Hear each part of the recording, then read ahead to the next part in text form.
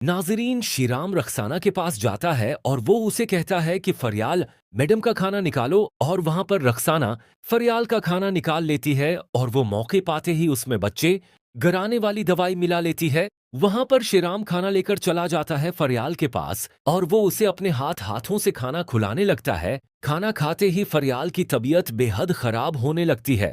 ये सब कुछ देखकर वहां पर शहराम जल्दी से अपनी माँ को आवाजें देता है, जबकि वहां पर फरियाल होश हो जाती है और वहां पर शिराम और उसकी माँ फरियाल को जल्दी से हॉस्पिटल लेकर चले जाते हैं। जबकि ये सब कुछ देखकर रखसाना बेहद खुश हो रही होती है।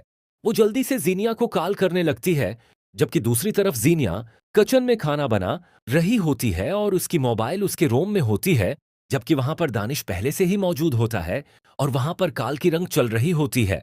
रंग का आवाज सुनकर दानिश जल्दी से उठता है और मोबाइल को ढूंढने लग जाता है और वहां पर दानिश को जेनिया की दूसरी मोबाइल मिल जाती है और वो जल्दी से रखसाना की कॉल अटेंड करता है।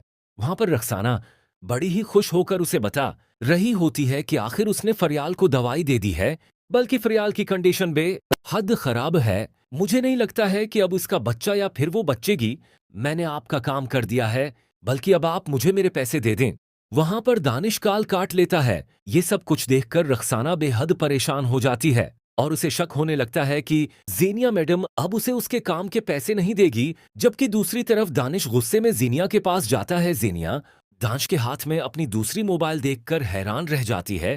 वो परेशानी के आलम में कहती है, दानिश क्या हुआ? वहां पर दानिश कहता है, जीनिया ये सब कुछ तुमने किस लिए किया? वहां पर जीनिया परेशान हो जाती है और वो कहती है, दानिश क्या बोल रहे हैं? वहां पर दानिश कहता है, जीनिया बस बहुत हुआ, मैं सब कुछ जान चुका हूं। और वहां पर दानिश गुस्से में जीनिया के बाल पकड़ता है और उसे कहता है कि सच सच बताओ, आखिर तुम ये सब कुछ किस वजह से कर रही हो? वहां पर जीनिया गुस्से में आ जाती है। वह अपने मुंह से सारा सच बोल देती है और वो कहती है कि उसे उसके साथ नहीं रहना है, बल्कि वो आज भी शिराम से मोहब्बत करती है और ये सब उसने शिराम को पाने के लिए किया है। वहां पर दानिश बहुत गुस्से में आ जाता है और वो उसे अपने घर से निकाल देता है।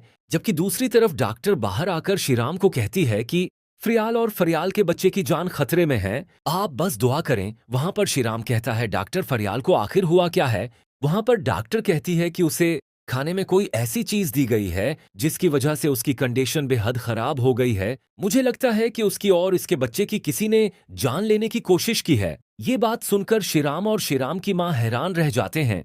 शिराम का शक रखसाना पर जा रहा होता है, जबकि दूसरी तरफ रखसाना बेहद परेशान होती है। उसे कुछ समझ नहीं आ रहा होता है कि आखिर अब वो क्या करें और उसे जीनिया पर बेहद गुस्सा आ रहा होता है। जबकि थोड़ी देर बाद डॉक्टर बाहर आती है और वो शिरान और शिरान की मां को गुड न्यूज देती है कि फ्रियाल और फरियाल का बच्चा अब खतरे से बाहर है। आप दोनों इन दोनों से